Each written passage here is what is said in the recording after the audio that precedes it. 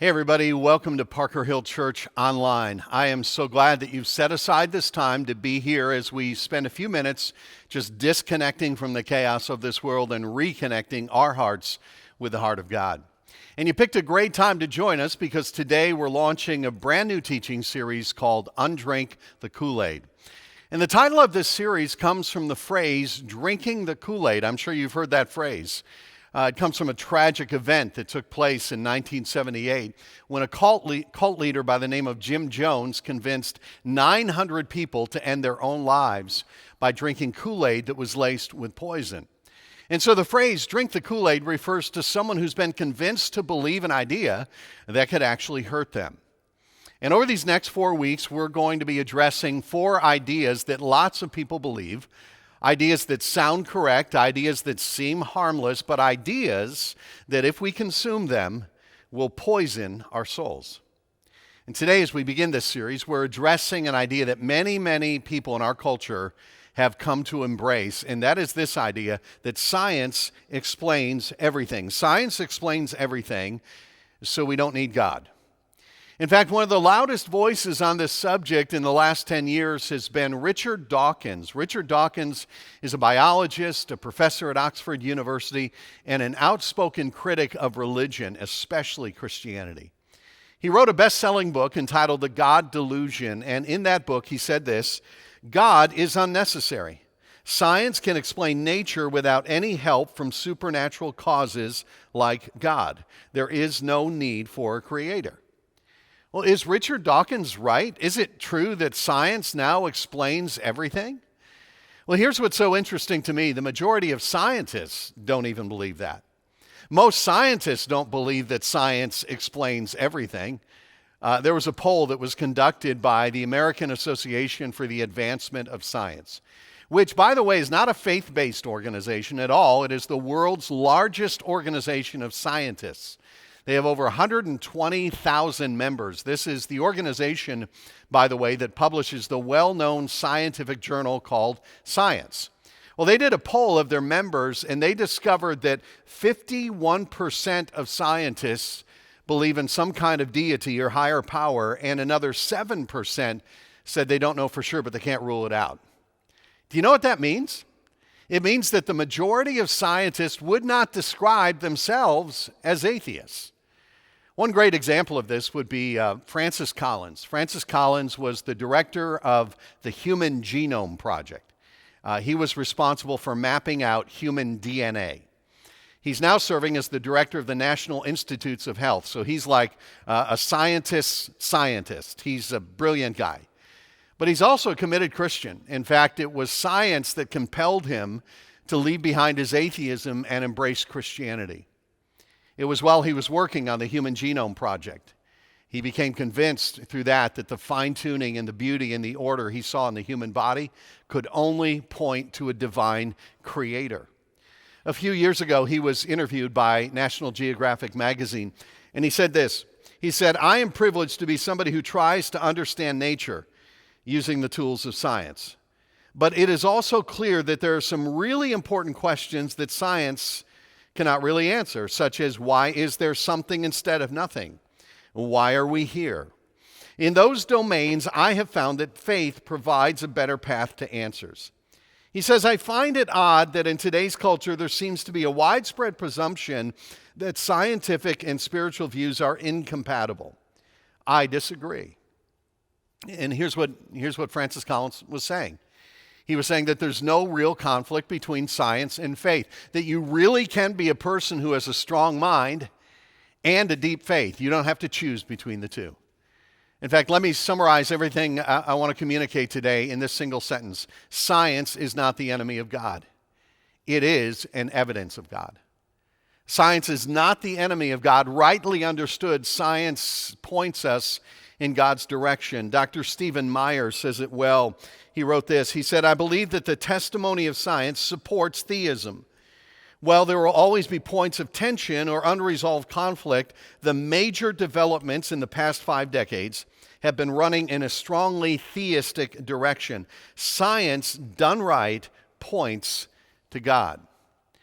And so I want to talk about 3 specific scientific discoveries over the last 5 decades that point us in the direction of a creator.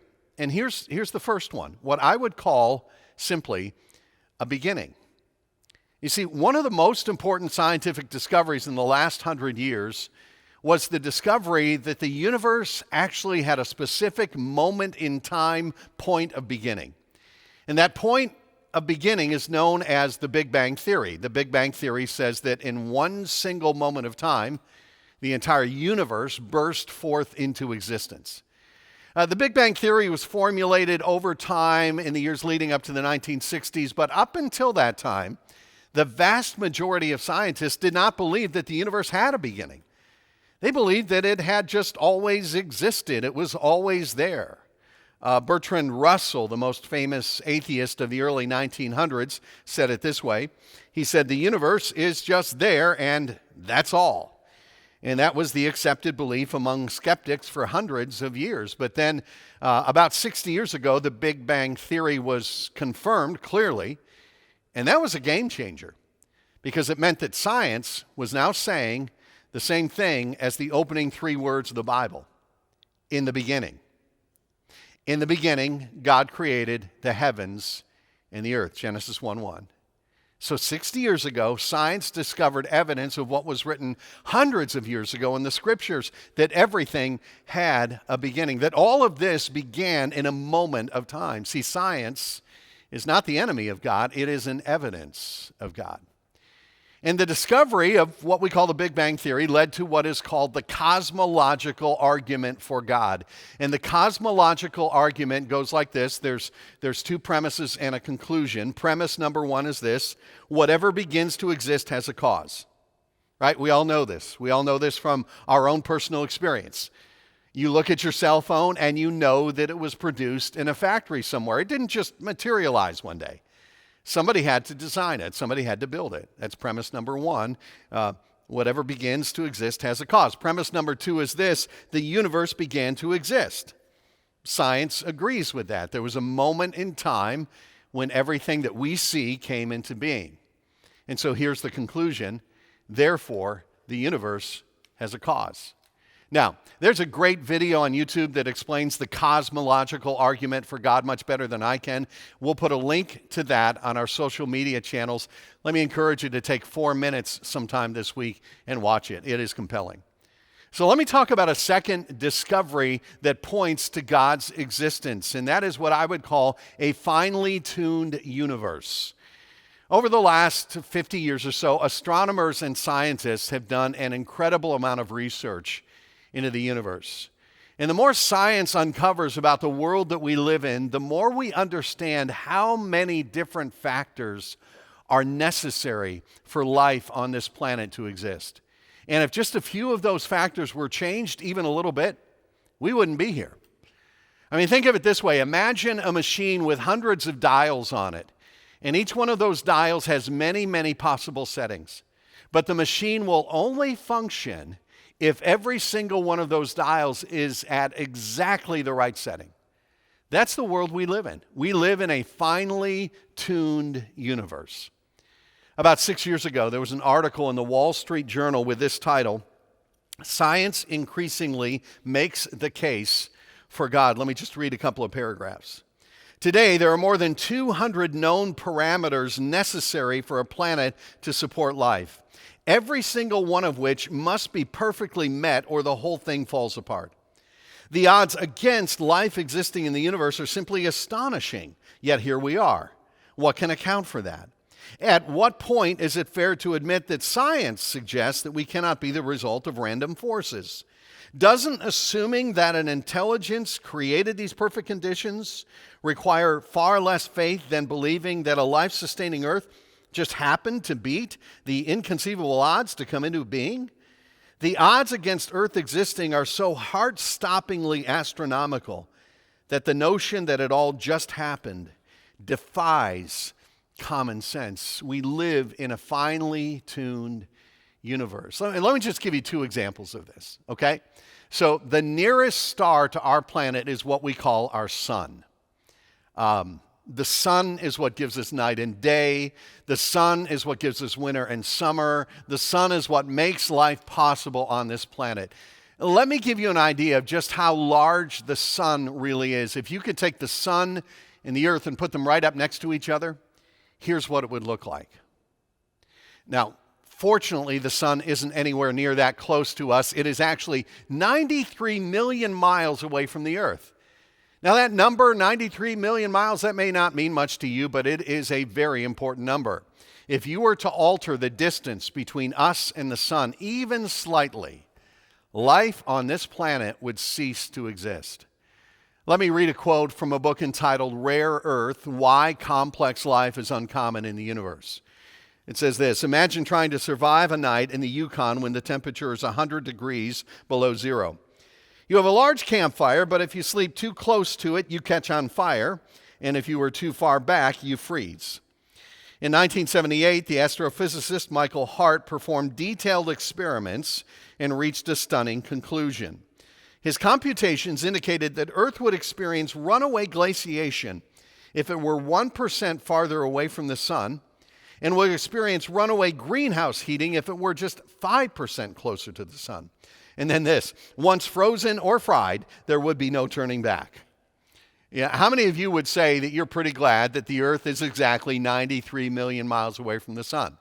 Like they say in the real estate business, location, location, location. Now, why is it that earth is exactly 93 million miles away from the sun? An atheist would say that we're just incredibly lucky.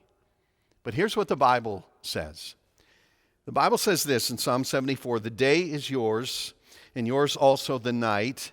You, God, established the sun and moon. It was you who set all the boundaries of the earth. You made both summer and winter. Let me keep going. As you probably know, there are 8 other planets in our solar system, actually 7 now. Pluto got voted out in 2006. The largest planet in our solar system is Jupiter, just 2 doors down from us. Jupiter is about 300 times larger than the Earth. If you were to put Earth and Jupiter right next to each other, here's what that would look like. Now, we should all be very thankful that Jupiter is there. Let me read again from the book Rare Earth. Another factor in the emergence and maintenance of higher life on Earth is our relatively low asteroid or comet impact rate. For Earth, there is evidence that the giant planet Jupiter acts as a comet and asteroid catcher, a gravity sink sweeping the solar system of cosmic garbage that might otherwise collide with Earth. It may be a prime reason why higher life was able to form on this planet and then maintain itself. Fascinating. Like the next time you say grace before your meal, along with giving thanks for your food, give thanks for Jupiter. My point is this: we live in a universe that is the perfect environment for life. And every scientist would agree with that. No one disputes that. But here's the question: how do you account for that? As a Christian, I believe that this universe was designed by an almighty creator. If you're an atheist, your only option is to believe that all of this happened strictly by chance. But please understand something. Understand this: God did it and nature did it are both statements of faith. They really are. And given the scientific evidence that's been piling up, I think it takes a lot more faith to believe that this all happened by chance than to believe that there is a God who created this. Let me give you one more discovery that I think points to God's existence. I would describe it this way: beauty and complexity. Like, how do we explain the beauty and complexity of what we see, not only in this world, but even in our own human bodies? And let me give you just 2 examples of this. One example would be the human eye. You know, the human eye is simply amazing. Do you know that on a clear day, the human eye can easily see an object 40 miles away? And then within 1 second, that same eye that can see 40 miles away can refocus on a single grain of salt on a fingertip. And here's a little trivia question. Take a guess. How many different shades of color can the human eye distinguish? How many different shades of color can the human eye distinguish? Here's the answer: 10 million. there is no man-made device that comes close to the sophistication and the effectiveness of the human eye. This was the opinion of one man. To suppose that the human eye, with so many parts all working together, could have been formed by natural selection seems, I freely confess, absurd in the highest degree. Do you know who wrote those words?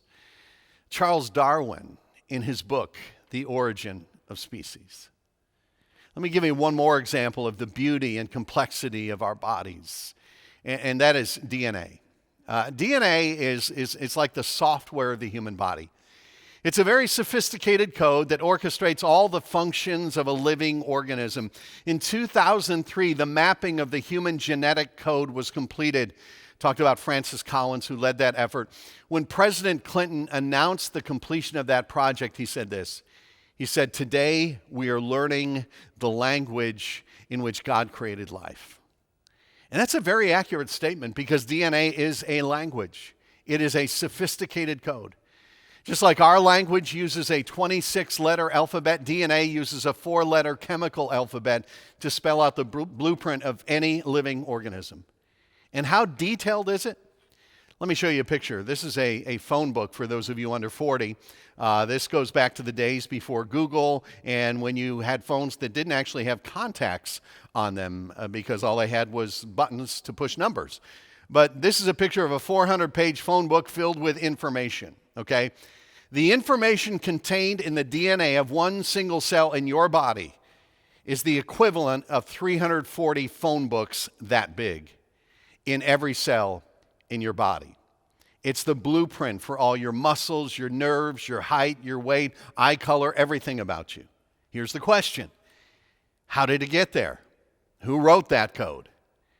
Let me tell you, the more science discovers about this world, the more evidence we find that this world and our bodies are very complex, very intricate. The question is this, is that the result of a creator or just the product of time and chance? And listen, we all know, deep down inside, we all know the difference between something that was intentionally designed and something that was created by random forces. We know intuitively what the difference is. In fact, let me illustrate it for you. Imagine you're walking in the woods and you come across a rock formation like this one. It is certainly beautiful, but you know that the shape of that rock formation was produced just by random forces of nature, okay? But suppose you're hiking in the wilderness and you come across this rock formation.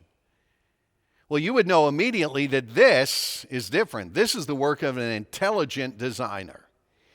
My point is this. There is a difference between something produced by random chance and something produced by intelligent design. And the differences should be obvious.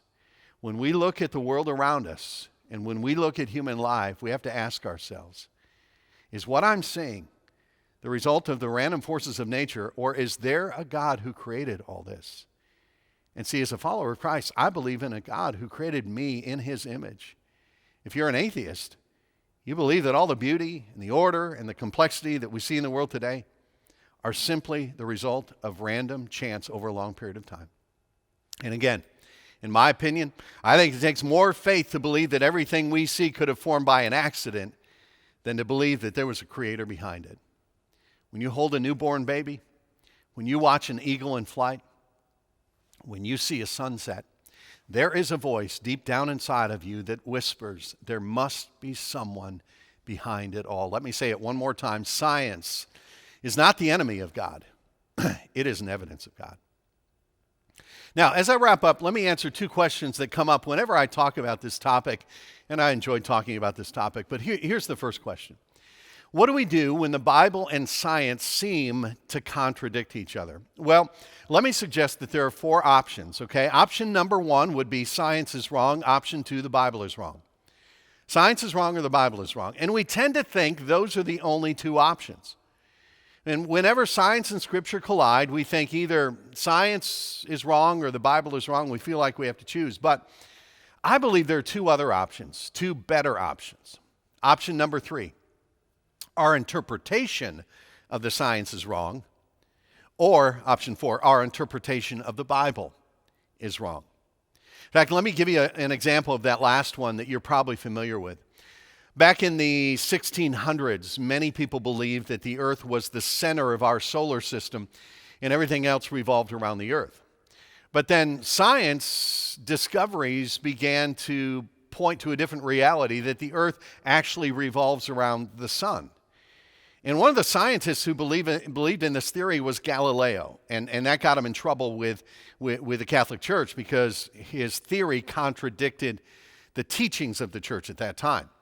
And he was accused of being a heretic and actually spent the last 10 years of his life in prison. Why? Because church leaders looked at the Bible and here's what they saw, here's what they read. Verses like this in Psalm 104, "You set the earth on its foundations so that it shall never be shaken." Ecclesiastes 1 verse 5, "The sun rises and sets and hurries back to where it rises." Now here's the problem. Neither one of those scripture passages is making a scientific statement. Those are poetic statements. The Bible wasn't wrong. The church leaders were wrong in their interpretation of it. And so when it comes to science and faith, any conflict between them, I believe, is simply the result of our lack of understanding and a wrong interpretation of either the science behind it or the Bible behind it. But here's the second question. And this is a question that really bothers me. Why don't more people see the evidence of God in this world? And I think the Apostle Paul answers that question very well in Romans chapter 1. It says this, "The wrath of God is being revealed from heaven against all the godlessness and wickedness of people," catch this phrase, "who suppress the truth by their wickedness, since what may be known about God is plain to them because God has made it plain to them. For since the creation of the world, God's invisible qualities, his eternal power and divine nature have been clearly seen, being understood from what has been made, so that people are without excuse." Did you catch that phrase? Very important phrase. People who suppress the truth. Suppress means to hold down, like a cough suppressant or an appetite suppressant. And maybe that's you. You just keep pushing down the truth that tries to fight its way to the surface. And so many people just silence those voices that are telling us all the time that God is out there. Why? Because there are consequences to acknowledging the existence of God. See, if I admit that God is there, then I have to ask some hard questions like, what does that mean for my life? Or what would God want from me? And so sometimes it's just easier to keep suppressing the truth and keep God at arm's length. I guess the bottom line is this. There is all kinds of evidence for the existence of God. And there are lots of rational arguments for the existence of God, but you will never really know whether God is there until you reach out to him and open your heart to him. And then you will discover the greatest evidence of all of God's existence, the sense of his presence in your life. And so let me end on a more personal note and a less technical note. You know, we are so fortunate to live in an age where science and technology have brought so many blessings into our lives. I mean, we can travel anywhere. Technology allows us to communicate with people around the world. We have access to education like never before and information like never before. We have the best health care in history. But we are empty. Because within every person there is an emptiness, and we try to fill that emptiness with so many things. But we can't, because it's a God-shaped emptiness. It cannot be filled by education or science or technology. Which reminds me of a story by Frederick Buechner. He used to tell this story. It's a story of a teenage boy who got hold of a gun, and in a fit of anger and depression, he shot and killed his father. And when the authorities asked the boy why he had done it, he said it was because he couldn't stand his father. His father was too demanding, he was too strict, and he wanted his freedom. But then after he was arrested and placed in a prison cell, a guard was walking down the corridor late one night when he heard the sound of crying, and he stopped to listen. And the words that he heard, the boy sobbing out in the dark, were these words, "I want my father. I want my father." And the story of that boy is a parable of our modern world. It's like we have killed off our father, and now we feel the emptiness that it brings. We want him back, but we don't know how to find him. But Jeremiah 29:13 says this, "You will seek me and find me when you seek me with all your heart." So let me encourage you, don't suppress the truth. Open up your heart to God's whispers that are all around us every day, and then begin to take steps in his direction. Hey, if you're watching this service with a few other people or a group of people, take a few minutes to talk about how this applies to your lives, because the real impact from this teaching is not what I've said, but it's what you put into practice. And so we'll have a few questions on the screen at the end of today's broadcast.